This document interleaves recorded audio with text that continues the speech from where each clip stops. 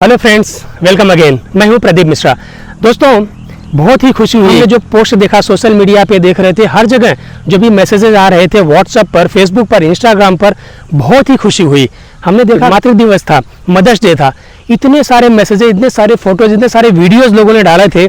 इतनी खुशी होती है कि पूछो मत। दोस्तों, सबसे पहले मैं इस विश्व वसुंधरा पर सभी माँओं को नमन करता हूँ, वंदन करता हूँ, सबको प्रणाम करता हूँ।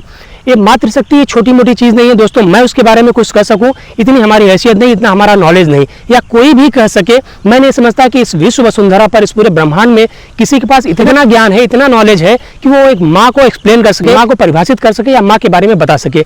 दोस्तों, बहुत अच्छा लगता है। काश हर दिन, हर क्षण ऐसे ही होता लोगों के जीवन में, और लोगों का सचमुच में माँ के प्रति सम्मान और नज़रिया हमेशा ऐसे ही होता। दोस्तों, ये बहुत ही सुखद लगता है, और पूरे दुनिया में इस तरह का ही वातावरण हमेशा बना रहे। हर बच्चों के दिल में अपने माँ के प्रति, अपने पिता के प्रति ऐसी संवेदना हमेशा बनी रहे, ऐसी मैं प्रार्थना करता हूँ। और ऐसे मैं सोचता हूँ कि कितना ही सुखद होगा, कितना ही अच्छा होगा। दोस्तों, जहाँ मैं रहता हूँ मुंबई सिटी में, जो हमारे 10 से 15 किलोमीटर का सरकमफरेंस है, उसमें दुख होता है जब मुझे जानने को मिला कि 5 से 6 वृद्धाश्रम है। दिन जितना सुखद रहा, जितना अच्छा रहा, जब मुझे उन वृद्धाश्रमों की याद आई जहाँ पे मैं अक्सर विजिट किया करता हूँ, मुझे बहुत दुख हुआ, बहुत तकलीफ हुई।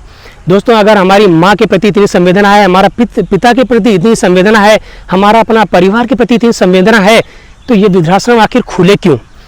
अच्छी बात है, जिन लोगों को ज़रूरत है उनके लिए काम आएगा। बहुत सारे ऐसे बच्चे हैं जो NRI हैं, बहुत सारी ऐसी बेटियां हैं जो अपने माँ बाप की अकेले थी और अभी उनकी शादी हो गई है, तो शायद उनको देखभाल करने वाला कोई नहीं है, इसलिए उनको वृद्धाश्रम में अपनी माँ को भेजना जायज़ है, वाजिब है। उनके पास दूसरा कोई ऑप्शन नहीं होता है। लेकिन दोस्तों, उनका क्या कहें जो सर्व संपन्न होते हुए पूरे परिवार के साथ खुशहाली का जीवन व्यतीत कर रहे हैं, लेकिन अपनी माँओं को, अपने पिता को वृद्धाश्रम में छोड़ आते हैं। मैं खुद जाता हूँ, बहुत सारे बच्चों को लेकर जाता हूँ, और सिर्फ ये उद्देश्य होता है कि वहाँ से हम क्या सीख सके। भगवान न करे ऐसी कोई स्थिति हो कि हम अपने माँ बाप को कभी उस जगह तक पहुँचाएं, वृद्धाश्रम के चौखट तक पहुँचाएं। हमने बहुत सारे वृद्धाश्रम टीवी में, सीरियल्स में, पिक्चर में, फिल्मों में देखा है ना। दोस्तों, सच्चाई ऐसी नहीं है। जैसा हम लोग जानते हैं कि वृद्धाश्रम ऐसे होते हैं, वहाँ पे छोड़ दें, दीनहीनों की सेवा होती है, ऐसी कोई स्थिति नहीं है, और फ्री में कुछ होता नहीं है। वहाँ पे जितने भी वृद्ध महिला या पुरुष जो रहते हैं, जो भी माताएं या पिता वहाँ पे रहते हैं, उसके लिए उनको 8,000 रुपये से लेकर 15,000, 20,000 रुपये जैसी उनकी रिक्वायरमेंट हो, AC, नॉन AC जैसा उनको रूम चाहिए, उसके हिसाब से उनको मंथली पे करना पड़ता है। और जो माँ बाप वहाँ पे रहते हैं वो वैसा पे करते हैं, तब वो वहाँ पे रह पाते हैं। ये वहाँ की सच्चाई होती है। तो जब मैं एक बार विजिट के लिए गया था एक वृद्धाश्रम में, तो मुझे एक वहाँ पे वृद्ध, जो वहाँ पे एक अंकल आए थे रहने के लिए, उनकी स्टोरी हमको ट्रस्टी ने बताया। आप बिलीव नहीं करेंगे, पूरी फिल्म ही लग रही थी, और आपको भी जान के बहुत हैरानी होगी कि ऐसा भी दुनिया में होता है। उन्होंने बताया कि वो जो वृद्ध वहाँ पे अंकल आए हुए थे, उनके बच्चे लाके वहाँ पे उनको छोड़ गए कि इनको यहाँ पे रहना है, और वो कभी भी अपने बच्चों से अलग नहीं रहे थे, बच्चों की फैमिली से अलग नहीं रहे थे।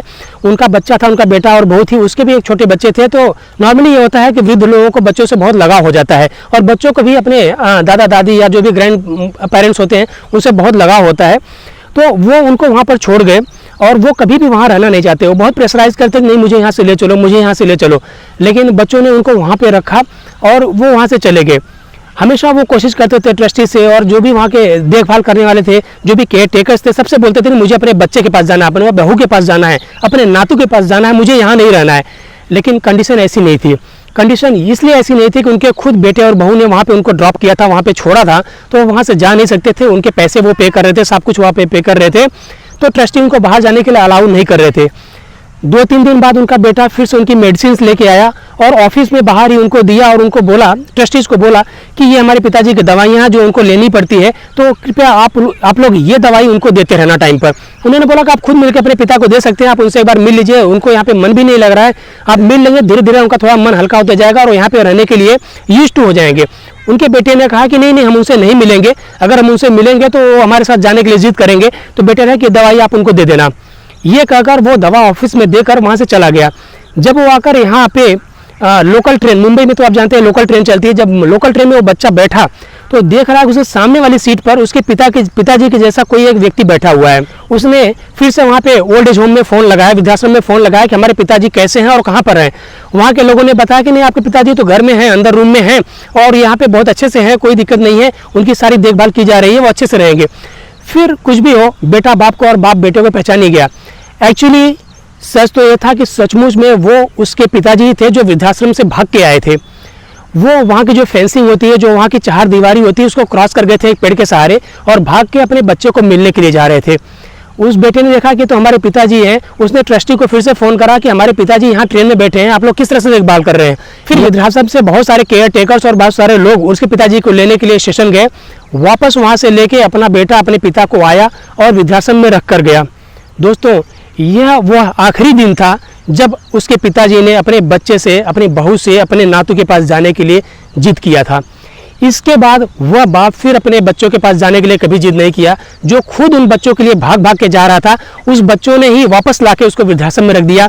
उस दिन के बाद वो पिता फिर अपने बच्चों से मिलने की कभी जिद नहीं किया। वो उन वृद्धाश्रम में रहने वाले लोगों के साथ रह के खुश रहने लगा और वहाँ पे फिर अपनी वृद्धाश्रम में रहने वाली ज़िंदगी आगे चलाने लगा।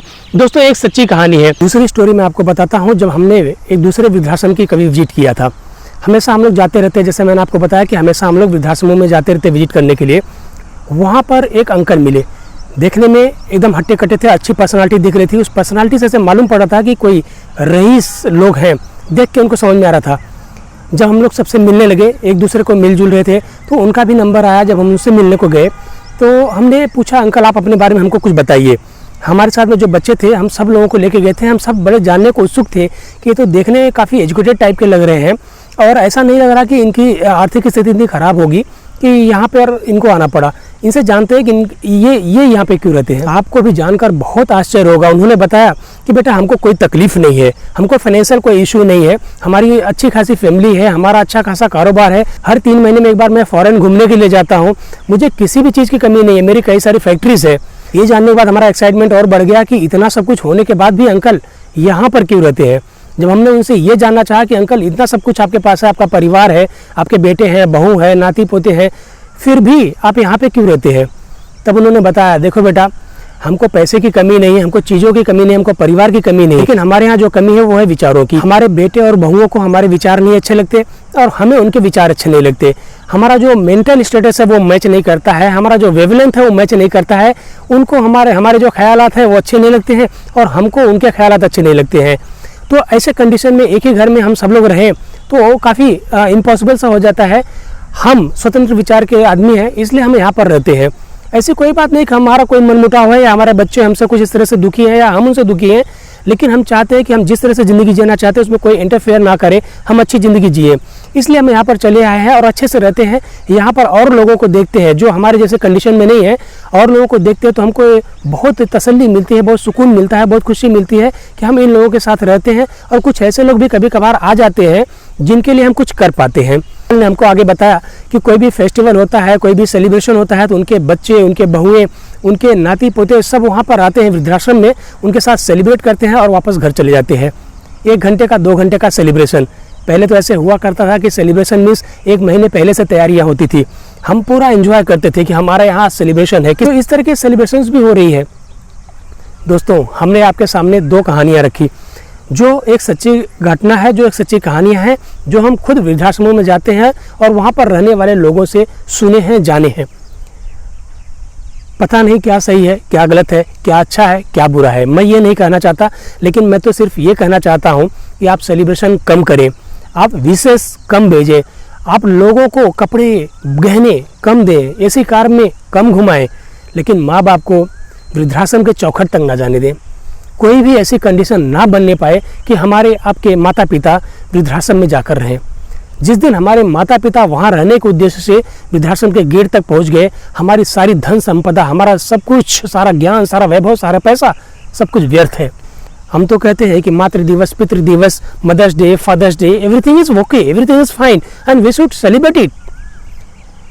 लेकिन दुख की बात तब होती है जब हमें ये सेलिब्रेशन वृद्धाश्रम में जाके अपने माँ बाप के साथ करना पड़ता है। कुछ लोग ऐसे हैं जिनकी मजबूरियाँ वहाँ पे रहना, हाँ उनके लिए वाजिब है, उनको रहना चाहिए, लेकिन सारे लोगों के साथ ऐसा नहीं होता है ना।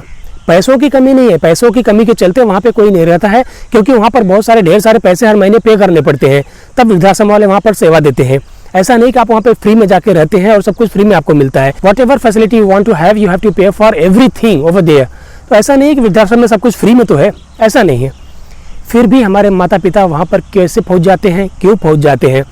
कोशिश ये करें दोस्तों कि हमने से, और I'm damn sure कि हमारे आप जो भी हमको आप देख रहे हैं, आपके साथ तो ऐसा नहीं होगा, आप अपने माँ बाप के साथ ऐसा तो नहीं करेंगे, हमें पूरा विश्वास है। और हम प्रार्थना भी आपसे यही करते हैं, आपसे हाथ जोड़ के विनती भी यही करते हैं कि कैसी भी स्थिति हो जाए, आप 2 रोटी खाते हैं, आधी रोटी अपने माँ बाप को खिलाइए। आप अच्छे कपड़े ना पहना के एक ठीक ठाक कपड़े उनको पहना दीजिए, उनको इज्जत दीजिए, खाना कम दीजिए, गहने कम दीजिए, ऐशो आराम कम दीजिए, लेकिन उनको इज्जत दीजिए, उनको सम्मान दीजिए। कभी ऐसी स्थिति ना हो कि वो दुखी होकर वृद्धाश्रम जाएं। जब भी कभी उनको वृद्धाश्रम जाने का चांस मिले, मौका मिले, तो वो किसी की मदद करने वहाँ जाए, ऐसी स्थिति बनाइए। वृद्धाश्रम और मदर्स डे, फादर्स डे दोनों कैसे हो सकता है? दोनों साथ में होना इम्पॉसिबल है। या तो ये होगा या फिर वृद्धाश्रम जहाँ पे हमारे माँ बाप जाएंगे। दोस्तों, मैं नहीं कहता कि परंपरा जो वृद्धाश्रम चलाने की हुई है, जो ओल्ड एज होम चलाए जा रहे हैं, ये गलत है, ऐसा नहीं है। बहुत सारे लोगों की इसकी ज़रूरत है, बहुत सारी ऐसी सिचुएशंस होती है, बहुत सारी ऐसी कंडीशन होती है जब हमें अपने माता पिता को वहाँ पर रखना पड़ता है। लेकिन वो रेयर कंडीशन होती है, वो जनरल कंडीशन नहीं होती कि सारे के सारे लोग पैसे हैं चलो वृद्धाश्रम में रख दो। अब माँ बाप की सेवा नहीं कर सकते क्योंकि ओल्ड एज हो गया है, उनकी बहुत सारी तकलीफें होती है, हमारी बातों को समझते नहीं, हम उनको समझ नहीं पाते हैं, हमारे ख्यालात मैच नहीं करते हैं। आज की थिंकिंग और उनकी थिंकिंग में बहुत डिफरेंस है, there is generation gap. Generation gap के नाते अपने और माँ बाप के बीच में गैप ना करें। आप अपने एजुकेशन को बहुत अच्छा मानते हैं, बहुत अच्छी बात है, लेकिन ये एजुकेशन तभी काम की है जब आप अपने माँ बाप के ख्यालात के साथ, उनके विचारों के साथ, उनकी परंपराओं के साथ अपने एजुकेशन को मैच करें। ऐसा नहीं होना चाहिए कि जिस कंडीशन में, जिस एज में सचमुच में हमारी ज़रूरत उनको है, उस एज में हम उनको छोड़ के निकल जाएं। माँ हमको 9 महीने अपने पेट में रखती है, कभी उसने कंप्लेन किया क्या? और बहुत दुखी होने के बाद ही कभी कहती है कि मैंने तुझे पाला पोसा, इतना बड़ा किया। अदरवाइज़ कोई भी माँ बाप इतने आसानी से ये शब्द यूज़ नहीं करते हैं कि मैंने तेरे लिए इतना कुछ किया। कभी भी माँ बाप अपने आप को ये जताते नहीं हैं कि हमने हमारे बच्चे के लिए कितना कुछ किया। लेकिन बच्चे जैसे ही बड़े होते हैं, जैसे अपने पैरों पर खड़े होते हैं, उनको लगता है कि उनकी दुनिया बहुत अलग है, बहुत विचित्र है, बहुत प्राइवेसी चाहिए, बहुत ये कुछ चाहिए, वो चाहिए। तुरंत अपने माँ बाप को छोड़कर उनको रास्ता दिखा देते हैं या खुद उनको एक रास्ता बना के अपने वहाँ से हट जाते हैं। दोस्तों, 14 साल, 15 साल, 18 साल, 20 साल, 25 साल की उम्र, जब तक हम कुछ कर नहीं सकते तब तक तो माँ बाप हमारे लिए बहुत बड़ी ज़रूरत की चीज़ होते हैं। और जब हम कुछ करने के लायक होते हैं तो हम उनको सिर्फ एक चीज़ बनाकर अपने जीवन से हटा देते हैं या खुद अपने को उनके जीवन से हटा लेते हैं। हमारा एजुकेशन, हमारी कमाई धमाई, हमारे धन दौलत, हमारे सारे ऐशो आराम सब कुछ बेकार हो जाते हैं, सब कुछ यूजलेस हो जाते हैं अगर हम ऐसा कर बैठते हैं। और ऐसा करके ये मत सोचिए कि हम आप बहुत खुश हो जाते हैं, हमने और आपने अपने लाइफ में बहुत कुछ ऐसे अचीव कर लिया। ऐसा नहीं है। हमने तो अपने पैरों पर कुल्हाड़ियाँ मारी है, जिसके घाव और जिसके दर्द अभी नहीं, कुछ दिनों बाद, कुछ सालों बाद दिखेंगे। और तब हमको सिर्फ वो माँ बाप याद आते हैं, क्योंकि बहुत बार ऐसे होता है कि तब हमारे माँ बाप हमारे साथ होते ही नहीं हैं।